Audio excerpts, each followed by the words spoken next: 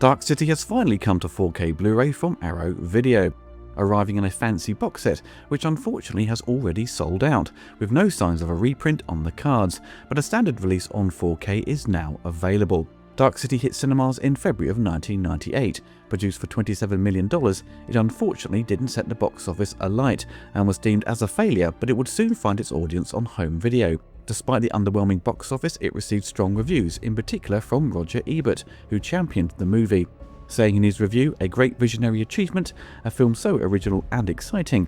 It stirred my imagination like Metropolis and 2001: A Space Odyssey." Ebert would even provide an audio commentary which was recorded for the Laserdisc and DVD. So for those unfamiliar with Dark City, let's have a brief chat about its plot. John Murdoch, played by Rufus Sewell, awakens in a hotel bathtub with amnesia. He receives a phone call from Dr. Daniel Schreiber, played by Kiefer Sutherland, who informs him a group of men called the Strangers are coming and he must escape. As Murdoch gathers his clothes, he discovers a murdered woman. He flees the scene just as the pale men in black arrive. Murdoch wanders the streets of the city, where it is perpetually nighttime, but no one seems to notice. When the clock strikes 12, Murdoch witnesses everyone else fall asleep. Police Inspector Frank Bumstead, played by William Hurt, is investigating the murdered women in the city, and he identifies Murdoch as a suspect. As Murdoch attempts to retrace his steps, he learns his name and finds out he has a wife named Emma, played by Jennifer Connelly. The Strangers eventually catch up with Murdoch and corner him. As he panics, he alters reality, which is called tuning, a power only the Strangers have. Murdoch manages to flee, and with the help of Dr. Schreiber, he attempts to uncover the mystery of the Strangers and restore his memories. For this new Arrow Video release, the original 35mm negative was scanned in 4K by Warner Bros, and a 2K master was sourced for the sections unique to the director's cut. Both the director's cut and theatrical version are presented in 4K and in HDR10 and Dolby Vision. With this new box set, you get a 60-page collector's book with a wealth of writing about the various aspects of Dark City, a reversible sleeve, a double-sided fold-out poster, some postcards with one for Shell Beach, and a business card for Dr. Schreiber. On disc 1, which is the director's cut, it features the new material with the Return to Dark City, which is nearly an hour long with new interviews with the key cast and crew. The interviews are shot and recorded very well. As budgets for special features are shrinking, it's great to see Arrow and Warner Bros. Put the effort into this superb documentary. There is a visual essay by Josh Nelson called "I Am As Much in the Dark as You Are," which is basically like a video you would find on YouTube, as Josh goes into the deeper themes of Dark City and film noir cinema. It's well researched, but I don't think many will be rushing to watch it, very much like the next video essay called "Rats in a Maze," written and voiced by Alexandra West, as she looks at the use of mazes in the film, and how Murdoch navigates the city to find the end. I didn't engage with much of it, as a lot of it was just telling you the plot, and just telling me what I'm seeing on screen. There was also a 14-minute video going through a wealth of designs, concept art and storyboards, which is just images mixed with the film's score in the background.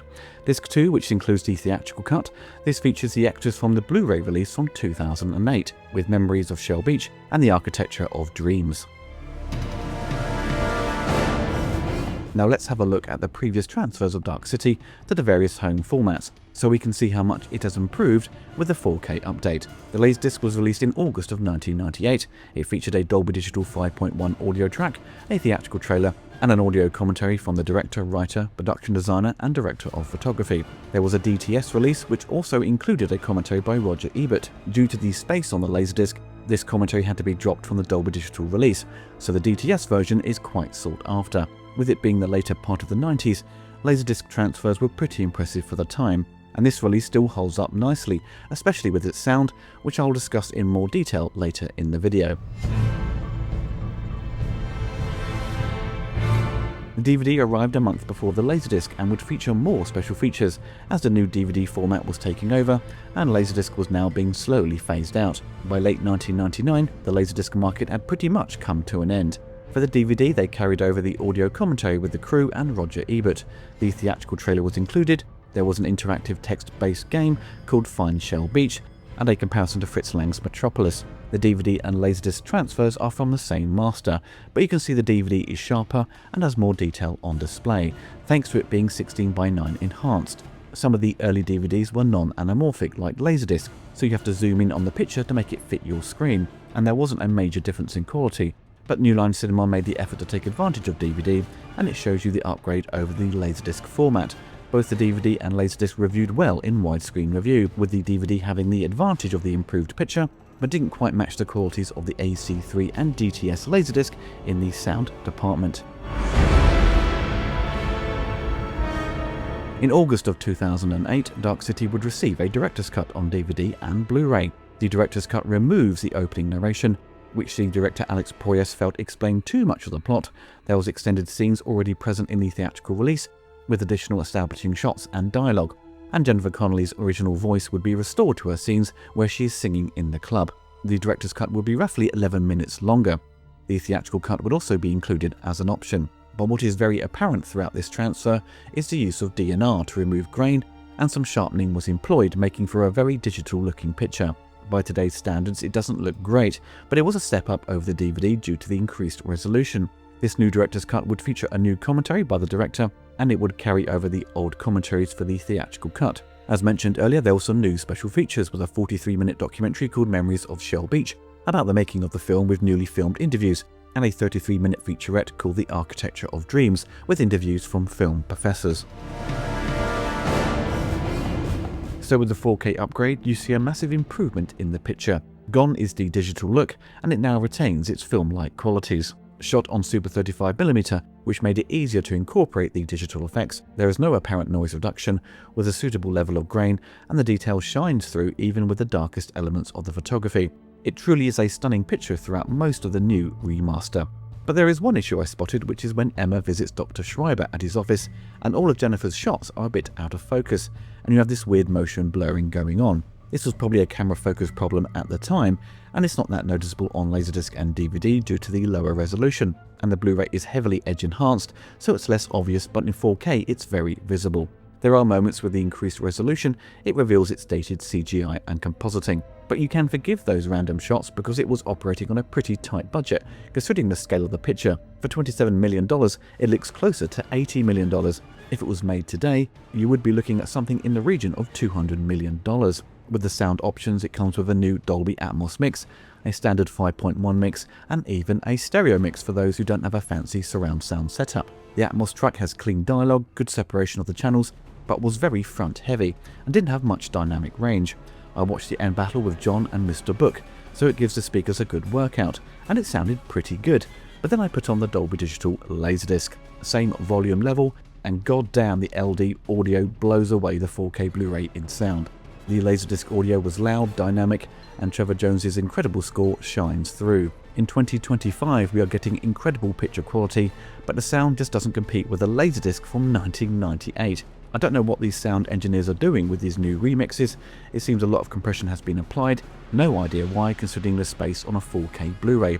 So yeah, the Laserdisc trumps all when it comes to the sound.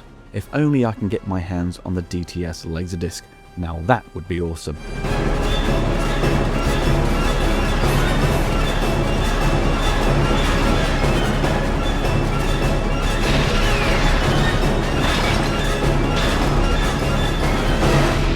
Dark City is a masterpiece. It's on my list of top 10 favourite movies.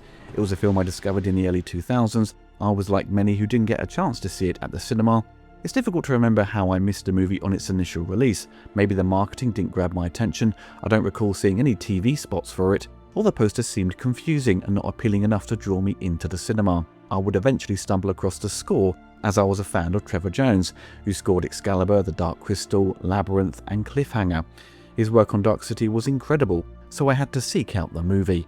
And luckily I caught it on TV soon after discovering the soundtrack, and it blew my mind. A film noir story mixed with science fiction. I'd never seen anything quite like this before that managed to combine those elements so successfully. Sure, we had The Matrix, which arrived a year after Dark City, which set the world alight with its themes and Hong Kong style action, and completely overshadowed Dark City despite the familiar elements of visuals and story.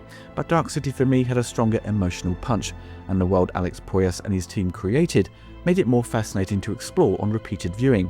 And as the film has been analysed to death by film professors and critics, its multi-layered story just makes it so enticing to go back to help oneself unravel the mystery and maze Murdoch finds himself in.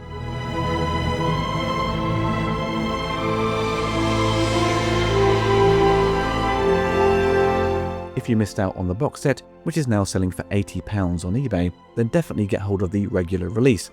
The extra book, postcards, etc. is not really necessary, so save your money. Some may argue The Crow is Alex Proyas' best feature, but for me Dark City takes the top spot. The performances, the visuals, the music, production design and mind-bending dreamlike story just takes you on an adventure that is very unique, making it one of the most underrated and fascinating films of the 1990s.